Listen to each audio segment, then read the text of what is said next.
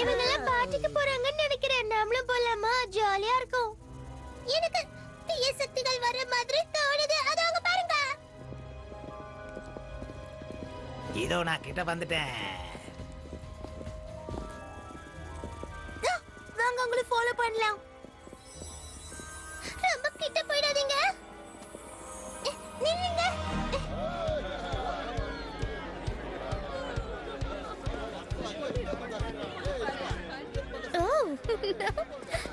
நல்லா இருக்குல்ல? நான் ஜாலியா இருக்கேன்னு சொன்னேன்ல, இங்க பாருங்க.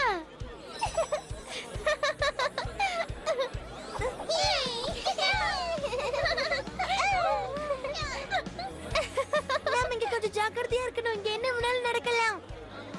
என்ன சொல்ற? எனக்கு எதுவுமே கேட்கல.